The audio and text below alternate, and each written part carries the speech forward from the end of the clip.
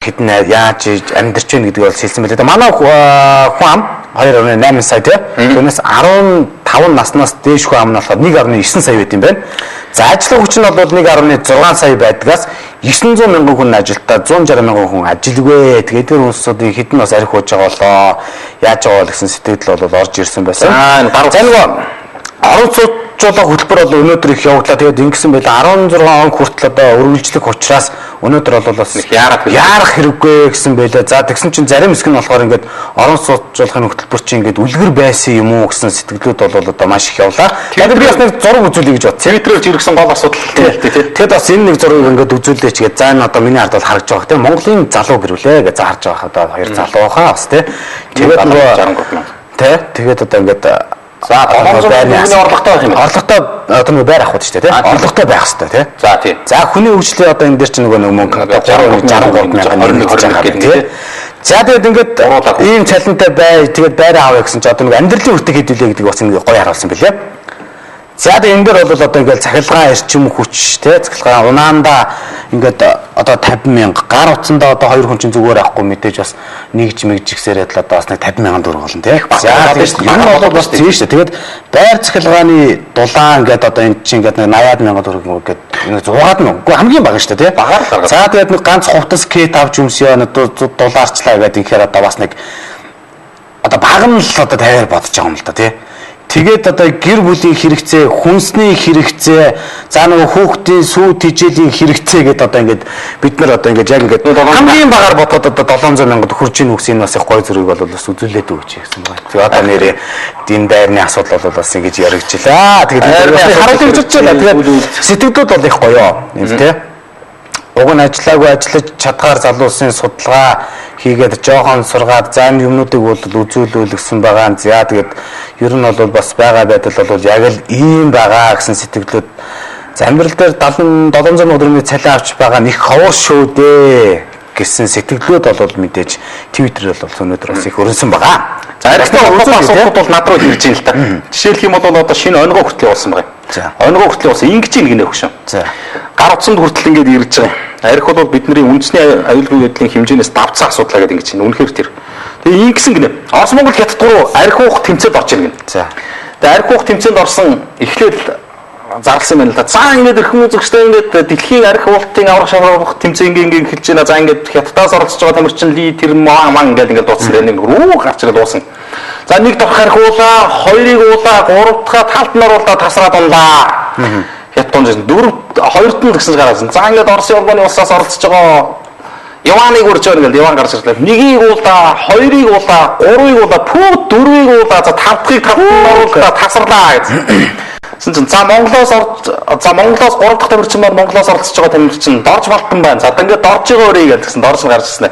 Нэгийг уулаа, хоёрыг уулаа, гурвыг уулаа, дөрвийг уулаа, тавыг уулаа, зургааг уулаа. Үзэгчтэй манай нэвтрүүлгийг архи дууслаа. За архинд явж байгаа хооронд манай дорж бол шими архиар бие даалтаа гэж байна. Тэр орнд хүртэл уулаа гэж тийм. Манайхан дээрээс гоё байна. Онгоо мөн гоёс өвчнөө гоё юм явуулах юм. За байд нэг тийм газрын зураг бас шийдэж ирүүлсэн байна. Энэ энийг ч үзсэн байна. За юу вэ? Энэ бас аргагүй. Энэ хятадын нэг үндэсний мэдээллийн портал сайт дээр тавигдсан газрын зураг. Бүх хятадын газрын зураг дотор Монгол улсын хятадын газар нутаг болсон байна. Гэхдээ бид нар нэр орон улс дотор өөрөө улсаа алдаж байгаа юм чинь тий. Хүний улсад бол алдах амархан байлгүй яа гэх юм. Тийм үстэй. Тэр одоо чинь бол гац далаа ээж жинхэнэ нэг балдар жагсны биччихсэн нь бол цаазын тавцанд авиж тавьсан байж шүү дээ тий. Хэрч одоо өөрсдөө дотроо ингэж чадахгүй улсууд ч одоо энэ гадныхаа авах амарх шүү дээ. Энэ Монгол улсыг нь хараад энэ дээдэлтэй. Хятадын мууж байгаа байхгүй мууж гэж. Бүгд найрамд хятад ард улсын мууж болсон явж штэ дэлхийн газрын зураг дээр.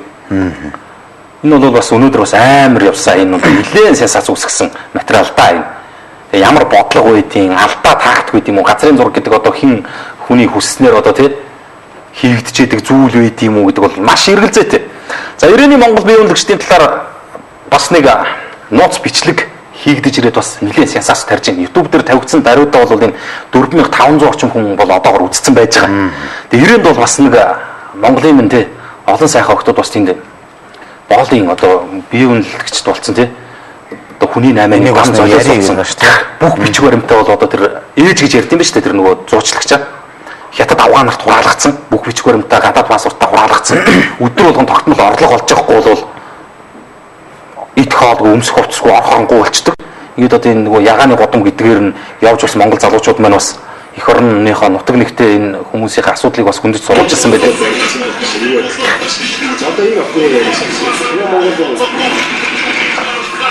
Жижиг охин, жоохон.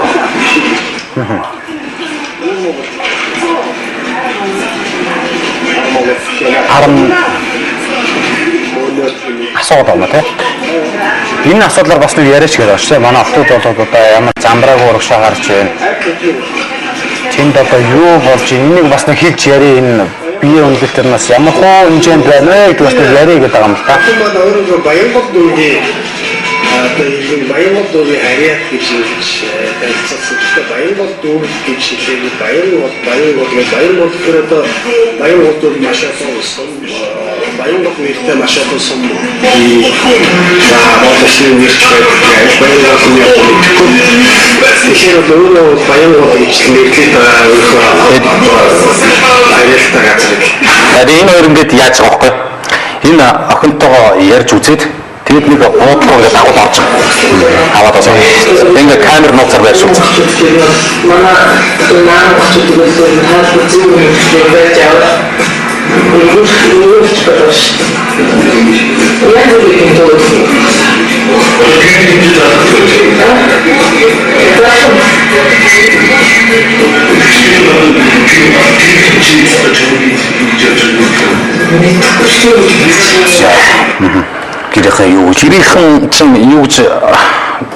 байгааг мэдж байгаа гэсэн ингэж боддог чи мэдж байгаа юу гэсэн мэдэхгүй гэж. Тэгээд энэ ингэж байгаа л одоо сая хоёр залуутай яриад бол ингэж. За хоёулаа бол одоо хоногийн 600 хоног тий. Тэгээд 90-нд бол 3 жил болчлоо гэж. 3 жил тэнд одоо жишээ нь бол нэг монгол охин бие үнэлэл байж л. Тэгээд энэ хоёр залууд машинтайгаа явж байгаа ингээд асуугаад байгаа юм л та. Цаан чи өөр хэдэн хүн байна энэ төр гэдэг 5 6 байна мэн гэдэг ингээд яваад байгаа байхгүй. Энэ бол одоо жишээ нь бидний хувьд бас ярих ёстой хүндүү сэдвүүдийн нэг болчлоо тий. Энийг ярина. Бол сүүлийн хэдэн жилийн туршид бас тий яриад цэгцэлж шийдэж чадахгүй байгаа асуудал бол энэ болчихж байна. Монгол охтууд хил дамж тий дэлхийн улс орнуудаар Азийн орнуудаар одоо ингэж явж одоо хүний 8-ны зохиолт байдлыг бол бас энэ төр зэсэг бас нэлийн өндөр дэд түвшинд бас авч яриач гэдэг энэ асуудлыг бас өнөөдөр бас хөндөж байгаамаа. За энэ талаар бол бас чааш ярина. За ингээд нэвтрүүлэг маань өндөрлөг тийшээ төгсөн байна. Би Facebook-ийн үлдэгчтэй бас нэг ганц зүйлийг бас үзүүлээд хэлээд өгөөч гэсэн зүгээр ганц мэдээлэл өгөөд та бүхэн Facebook хуудсан дээр соём гээд те одоо миний ард харж байгаа соём клуб гээд бас энэхүү кириллээрээ бичээд нэг хараад үзээрэй. Тэгээд энэ дээр нөгөө нэг гоё юм хийх гэж байгаа юм байна. Энийг бас яриад үзсэн барилгын мэдээлэл гэсэн байна. За энэ хот байгуулалт нийт аж ахуй за сар тутмын мэдээллийн эмхэтгэлгээд энэ дээр одоо байна л та. Зам тээвэр барилга хот байгуулалт яам газрын харилцаа барилга геодит зураг зүйн газар за сургалт судалгаа хөрөнгө оруулалтын барилга захиалагчийн алба гэдэг. За тэгээд эдгээр юу хийж байгаа гэхээр нэг юм Монголын хамгийн том соём хөшөөг одоо босгоод те тусална гэсэн байна.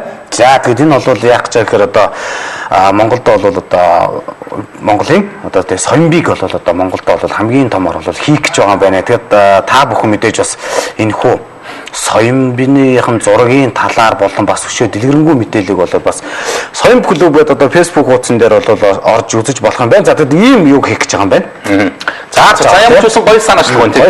Тэгээд тэнд одоо шавар аваад байна. Зарим нь бол одоо бүр ангаа аймагт гिचэн баг эрэгтэй хүртэл одоо босоо тавьчихсан нөхдүүд байлаа шүү дээ. 9-10 хэдэн сая төгрөгөөр тийм. Бас нэг хэрэгтэй нэг иймэрхүү зүйл бас байхад хийх гэж байгаа юм биш үү? Чи та бүхэн тэгээд нэг ороод сонирхоод үзээрэй. Тэгээ бас туслаач ээ. Бас энэ тал дээр одоо бид бүхэн бас дараад бол мэдээллийг аваад бол хүргье. Тэгээд энийг үзүүлээд өгөөч гэж хүссэн. Тэгээд мэдээж үзэж байгаа бол соём клубийнхэнд амжилтсан юм. За эрхэм үзэгчдээ тэгээд энэ өдрийн Монгол комент нэвтрүүлэг бас энд хүрээд өндөрлөж байна. Тэгээд Монгол комент хаягууд маань идэвхтэй нээлттэй хിവэрэ байгаа. Баяраа тэр бас нэвтрүүлгийн дараач гэсэн үзэгч та бүхэндээ бас та бүгдийн ярилцах сэдвээр бас санал бодлоо солилцъя. Би тэр бол Монгол комент нэвтрүүлгийн хөтлөгчд Монголын комментчд нь бол үзэгч та бүгд гэдэг утгаараа Монгол комент нэвтрүүлгийн цаг бол та бүгдийн цаг шүү. Энэ та бүгдийн үгээ хэлдэг цаг учраас нэвтрүүлэгтээ идэвхтэй оролцож байгаарай гэж уриалж байна. За нэвтрүүлгийн төгсгөлд манай урайг Монгол комментэд нэгдэцгээе гэдэг урайгаар. За өнөөдрийн нэвтрүүлгийг өндөрлж байна да. За тэгээд маргааш 18 цагт бол үзэгчтэй хамралтын өдрөөр эргээд уулзлаа.